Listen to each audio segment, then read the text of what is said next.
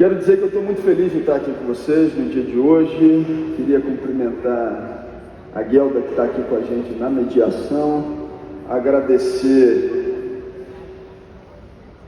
ao Heleno, a Fátima, a CNTE, a articulação para que a gente pudesse estar aqui fazendo o debate sobre conjuntura educacional com cada um e com cada uma de vocês. Agradecer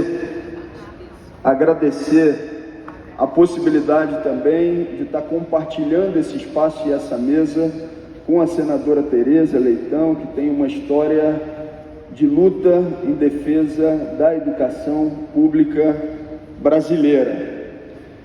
Saudar também a companheira Andréia, que fez as articulações iniciais.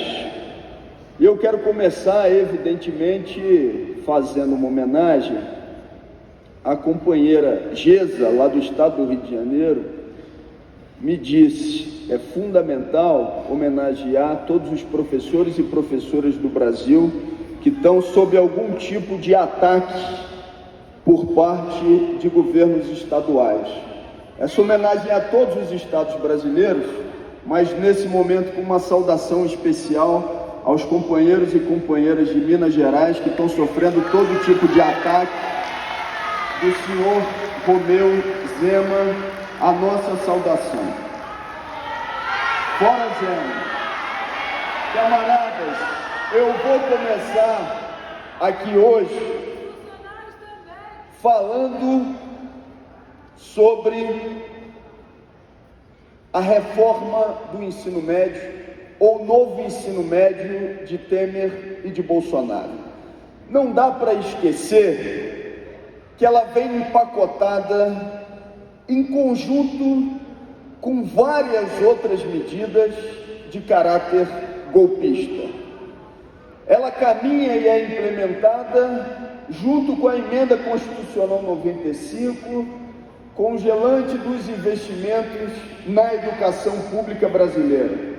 Ela vem junto com uma reforma trabalhista que teve como objetivo fazer com que fosse a precarização a regra permanente na vida de trabalhadores e trabalhadoras. Nesse pacote, ter uma escola enquadrada, onde o pensamento crítico não fosse a realidade, era uma necessidade também que se impunha para o projeto golpista. Não dá para a gente fazer uma reflexão do que acontece na educação pública brasileira sem passar necessariamente por uma verificação e avaliação do conjunto das medidas implementadas pelo golpe. Porque o golpe tem etapas e ele não é só uma fotografia. O golpe é um programa esse que o senhor Temer, Bolsonaro e companhia, associados ao rentismo de plantão, procuraram consolidar. Eu queria contar uma história para vocês, que eu estava contando para o Heleno, ali enquanto a gente conversava antes de começar essa mesa. Um dia eu faço um pronunciamento no plenário da Câmara, dizendo que Mendonça Filho, nomeado ministro da Educação golpista, defendia a privatização da educação e de absolutamente tudo. Passado alguns minutos eu recebo uma ligação no meu telefone e a pessoa diz: deputado, o ministro Mendonça Filho gostaria de falar com o senhor. E aí ele diz: Glauber, estou ligando por respeito intelectual a você, mas eu não defendi a privatização da educação. No que eu tive que relembrar a ele de um episódio na Comissão de Constituição e Justiça, onde ele disse que era defensor da privatização de absolutamente tudo. E a resposta dele foi: não, eu defendo a privatização em tudo, mas não defendi agora a privatização da educação. Essa é a linha de orientação golpista: privatizar tudo para que eles possam ampliar a lucratividade com o que deveria ser interesse público. E as senhoras e senhores sabem disso muito mais do que qualquer outra pessoa. E para que então a colocação em prática de um novo ensino médio ou uma reforma do ensino médio. Na nossa avaliação, em primeiro lugar, Neiva, para evitar qualquer possibilidade de ampliação da pressão pelos investimentos públicos em educação. Porque, evidentemente, se você tem ampliação de unidades escolares, se você tem ampliação daquele que é a necessidade de ingresso dos estudantes nas unidades escolares, principalmente aqueles que historicamente foram excluídos, você vai ter uma pressão pela ampliação do investimento na educação. Se avaliado no Brasil como um todo, nós estamos tratando aí de 300 bilhões que deveriam chegar a 600, considerando município, estado e nacional. O setor privado que quer acabar com os direitos sociais não topa essa possibilidade. Segundo, porque eles querem gerenciar aquilo que se oferta como educação pública. Em terceiro lugar, porque eles querem privatizar aquilo que privado ainda não é, maximizando os seus lucros. E eles não escondem isso, né, gente? Vamos ser aqui bastante evidentes. No dia 26 de fevereiro de 2021, a matéria de um dos principais jornais do Brasil dizia: Lehman aumenta a aposta em educação e Grupo Eleva se torna um dos maiores do mundo em ensino básico. Eles fazem o movimento, vão vendendo o movimento e vão mostrando o que eles estão fazendo e quais são os seus interesses. E aí eu queria tratar de mais 2 pontos nesses 12 minutos finais. Primeiro, os prejuízos imediatos que as senhoras, os senhores e vocês já estão sentindo com a aplicação desse novo ensino médio. Vocês teriam mais condições do que qualquer um de dizer o que estão atravessando. Mas eu quero aqui revisar alguns pontos, porque sempre vale a pena, quando a gente tem uma plenária repleta como essa de lutadores e lutadoras, de voltar a fazer algumas reflexões. Primeiro, o que vem na esteira de um golpe, evidentemente, não topa o pensamento crítico. E aí tem que caçar a sociologia, a filosofia, tem que rebaixar a história, tem que rebaixar qualquer possibilidade de articulação do pensar criticamente. Segundo, a precarização da vida de estudantes e professores, ainda mais.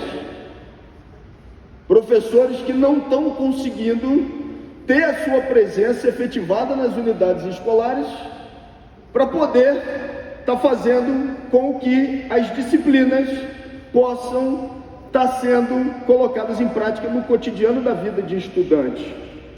E sem falar nos estudantes de baixa renda, esses estão sendo prejudicadíssimos, porque não foi gerada uma construção estrutural para garantir a presença na unidade escolar, principalmente daquele jovem, daquele estudante que tem que trabalhar para sobreviver. Lembrando que Bolsonaro deixa um terrível legado de mais de 100 milhões de pessoas passando por algum tipo de insegurança alimentar. Essa é a vida de estudantes brasileiros que precisam trabalhar para sustentar a sua família e estar presentes também nas escolas. O prejuízo no ingresso às universidades com os chamados itinerários formativos. E aí eu quero aqui lembrar uma história. Antes do novo ensino médio se transformar em medida provisória, tinha um projeto tramitando e que foi colocado como relator um deputado, se eu não me engano, da Paraíba, chamado Wilson Filho. E ele subiu a tribuna, se eu não me engano também era do MDB, subiu a tribuna e fez a defesa da reforma do ensino médio e do seu texto. E quando ele desceu, eu perguntei para ele: Wilson Filho, me diga uma coisa, E o estudante que queira ir para um itinerário que não tenha naquela escola, ele faz o quê? Aí a resposta dele foi: não, vai para outra escola.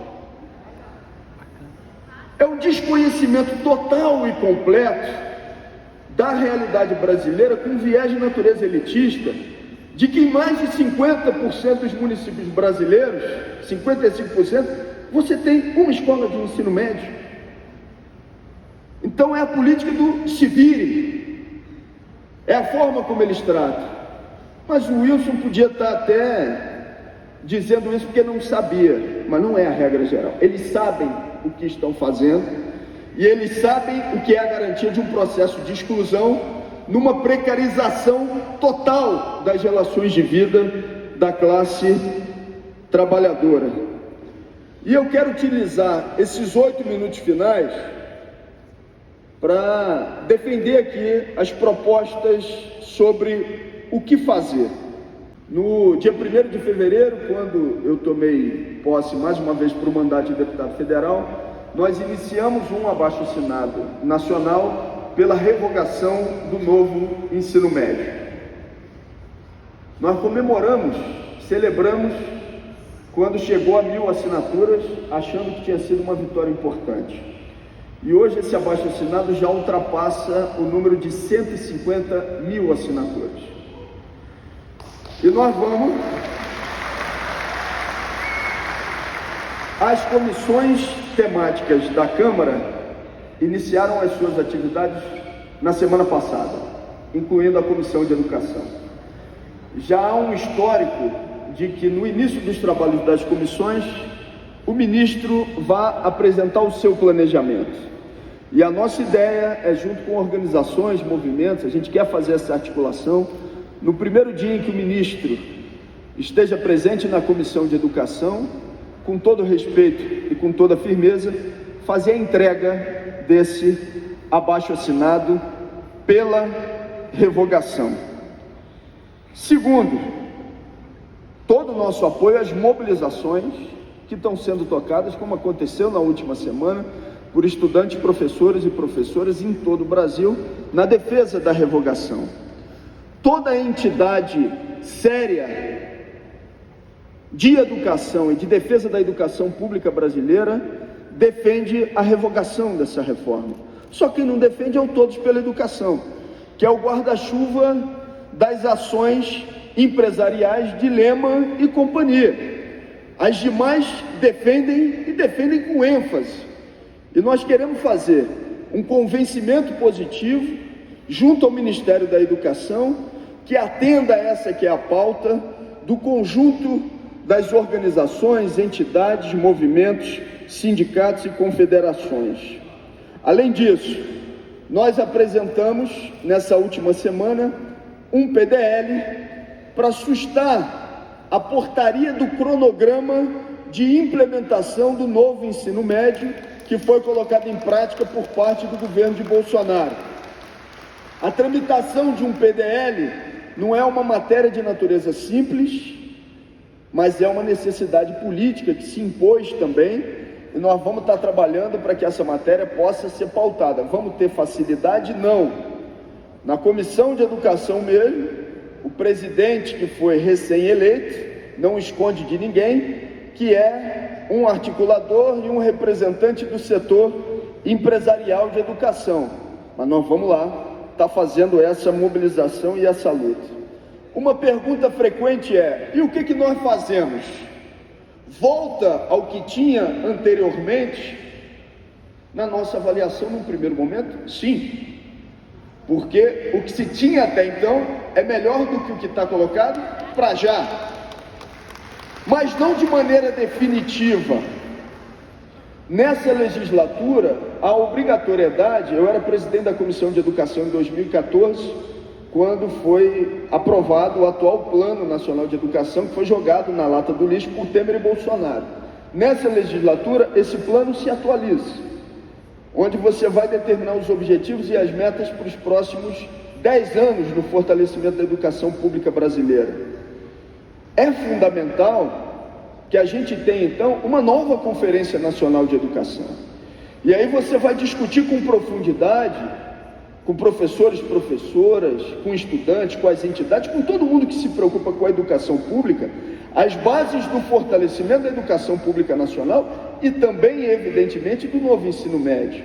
Nós não queremos que siga do jeito que está ou que estava para sempre, mas que as propostas de modificação sejam no sentido de incluir estudantes e não de consolidar a exclusão. Porque, gente, convenhamos, se tinha um número grande de estudantes fora da escola, o que está acontecendo com esse novo ensino médio é que você não está incluindo quem não estava na escola, é que você está, e as primeiras sinalizações e pesquisas já dão conta disso, você está aumentando a ausência dos estudantes nas unidades escolares com o novo ensino médio que foi implantado. Fórum já foi uma vitória, e eu aqui cumprimento aos companheiros e companheiras que nos momentos mais dramáticos e difíceis convocaram o Fórum Popular, que foi um instrumento importante na defesa das nossas teses e bandeiras contra aquela que era a orientação golpista. Eu termino dizendo: revogação do novo ensino médio já, vamos seguir com a batalha pela revogação também do que é a representação da militarização das escolas, garantia na votação do novo Plano Nacional de Educação dos investimentos necessários, na garantia do que é o fortalecimento da educação pública com recurso público, e nós não podemos deixar de dizer: priorização da educação sem a defesa da garantia dos direitos dos profissionais de educação como um todo, de professores e professoras, é fazer um discurso bonito sem dar lastro ao que precisa ser realizado. E nós estamos no enfrentamento de uma disputa política que se impõe. O setor empresarial, associado ao rentismo, quer tomar conta da educação pública brasileira há muito tempo, para que ela pública não seja, e para que amplie a possibilidade da venda dos seus kits e instrumentos na ampliação da lucratividade. Mas vocês e vários outros movimentos e organizações, a CNTE, são de luta, nunca deixaram a bandeira de defesa da educação pública morrer, e a gente tem a convicção de que essa batalha será vitoriosa, que esse novo ensino médio, que de novo não tem absolutamente nada, vai ser efetivamente revogado, e que numa nova Conferência Nacional de Educação vai se estabelecer um amplo processo de mobilização nacional, que de fato não só ouça, mas que tenha como protagonistas professores, professoras, trabalhadores da educação, estudantes como um todo. Revogação já do novo ensino médio, viva a educação pública brasileira, viva a luta de estudantes, viva a luta de professores e professoras. Muito obrigado, um grande abraço.